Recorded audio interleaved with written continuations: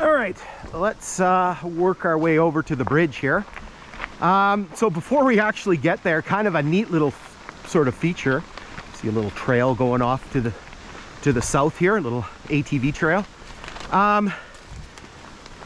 So before this grade was bought by Wagner, the American forestry company that owns it, it was actually owned by an Ontario forest products company.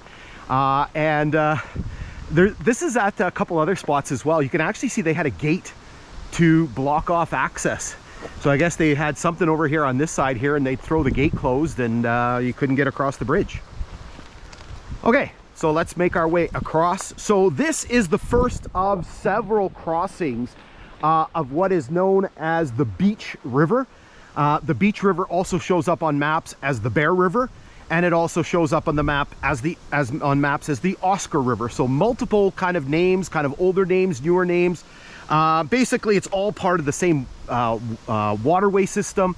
Again, once we get across the other side here, I'll show you a map. So this is, I call this the Beach River concrete bridge. So you'll notice it is made out of concrete. You can see that there is a little bit of woods here on the abutments, on the approaches. This one does have a milepost marker, and so it was milepost is milepost 75. You can see the date stamp, so a little irony here. So milepost 75, and the bridge was reconstructed in 1975. So this bridge, if I have my information right, is a concrete ballasted, precast, pre-stressed concrete pile trestle. Okay, so again, a ballasted, precast, pre-stressed concrete pile trestle. So basically, you're going to see from the sides here that it does have metal piles capped with concrete caps, so concrete beams that are coming across. Okay, there is a similar type of bridge to this further east on the line. Near Flett, over the Oskondaga River, and it was actually built around the same time. I believe that one was built in 1976. I'll post a link to that bridge, the video of that bridge, in the comments, and you can go have a look at it. So again, here you can see the Beach / Bear / Oscar River that flows underneath here. So again, 1975, this would have been in the first bunch of years that the Griffin mine was open in Red Lake. And they would have needed to replace this because of the fact that probably the trestle that was here could not sustain the weight of the loaded ore trains. Okay, so what we're going to do is we're going to work our way down and go have a look.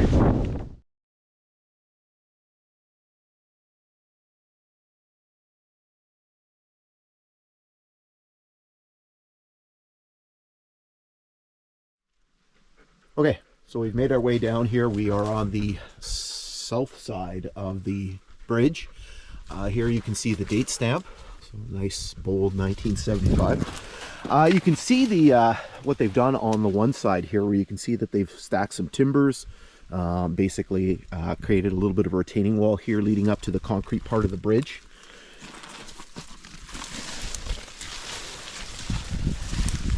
Underneath here, you can see the that has lots of thorns in it.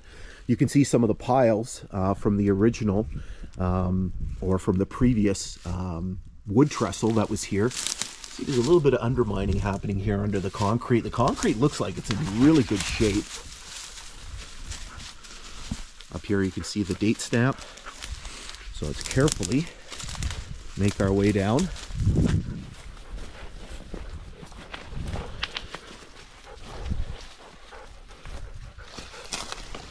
Again, you can see more of the previous structure here.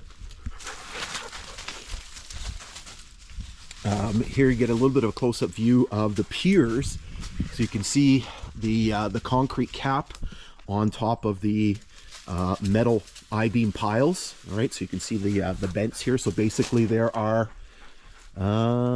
three sets of piles.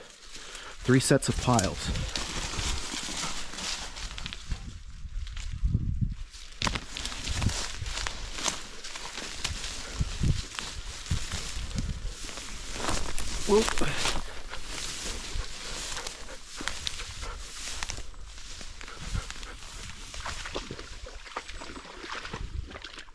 So again, 3 piles. So there are, one's kind of right in the middle of the river, and you can see 2 offset to the side. It's really wet and kind of swampy in here.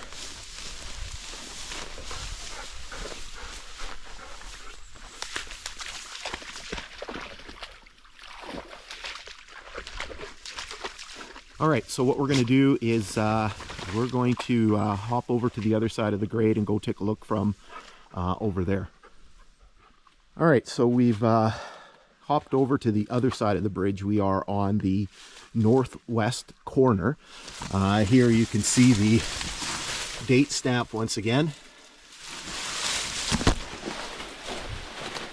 You can see the bridge a little bit better from this side. There isn't as much vegetation and stuff. It's still kind of a little bit obscured. The leaves haven't come down yet, so unfortunately it's still obscured by the vegetation a little bit. So here again you can see a little bit of the undermine. I don't know if that was intentional or not. You see there's a bit of a gap. You can see the metal I-beams underneath to support the concrete. Here you can see some of the previous piles. And here you can see the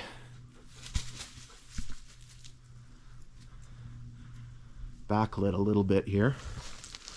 You can see the is that concrete? Did that flake off somewhere? Yeah. There's some concrete coming off the top there.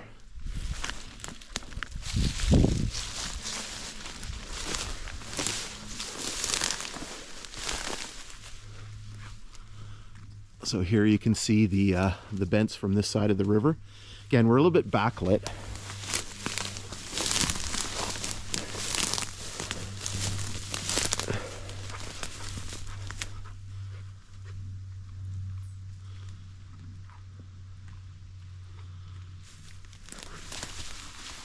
See if we can come up this way a little bit.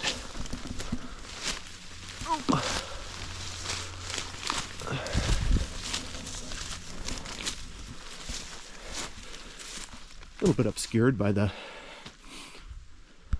trees. Again, you can see the retaining wall here.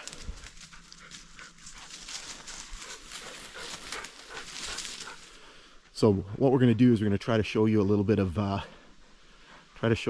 drone footage here.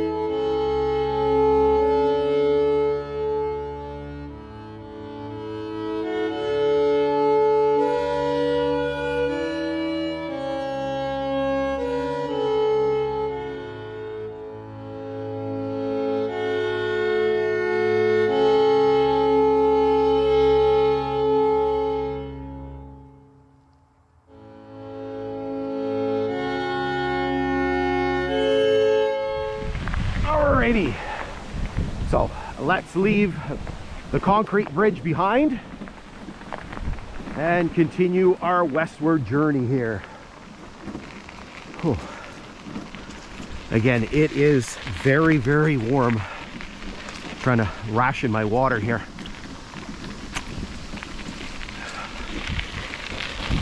Because we still got a ways to go.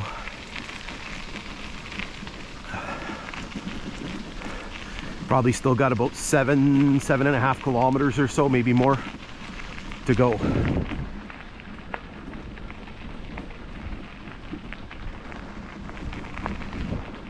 See the vestiges of some of the old logging that they've been doing here. You can see some logs that were left behind, probably poplar or birch that they had no use for.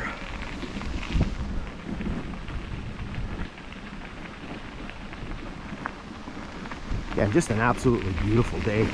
There was just a little bit of cloud here that would help us out immensely. So here we're up on this very large embankment. You can see the geography of the shield here, the Canadian shield, the Precambrian shield, the Laurentian shield. Actually just doing this with my grade 9 geography class. We're talking about landform regions of Canada. You can see that there's a couple of culverts down there. There's one there and one over here.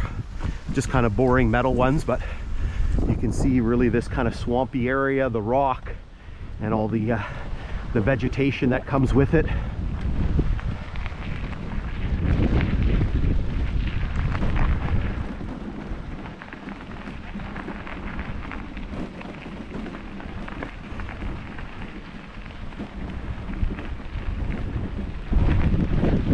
If we could get into that cloud a little bit, it would help even out the light.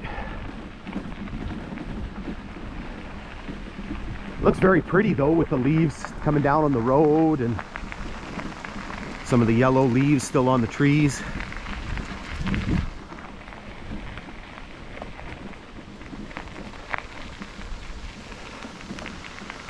Okay. Oh, we got a benchmark here.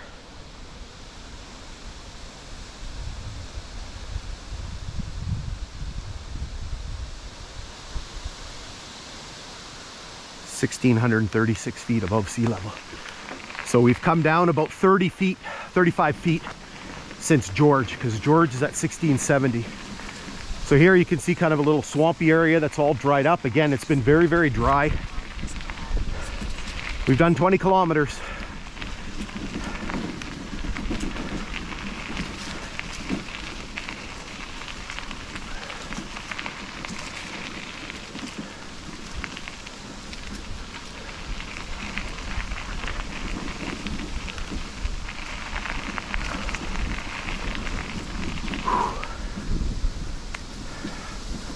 And we're not done today when we're done the hike too, because I need to go back to Graham and try one more time to try to find the water tank there for the hike that hopefully we'll do tomorrow, depending on what the weather decides to do.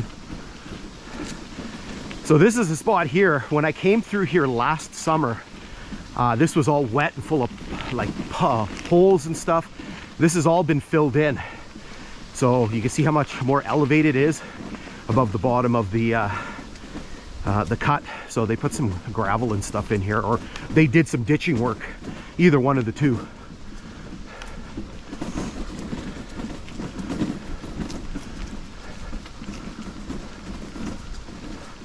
Now, was this one of the ones I pre-recorded? I may have pre-recorded this. Yeah, I did. So basically what we'll do is we'll see which one works better. Okay, so here we go through this rock cut. It's not particularly high. It's maybe in the 6 or 7 foot range. Some graffiti on there. Roughly about the same height on the south side.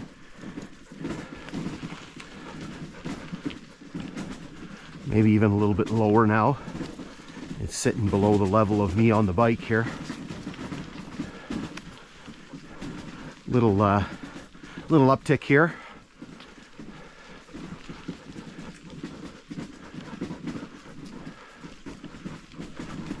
And again, you can see the havoc that the light plays with these rock cuts.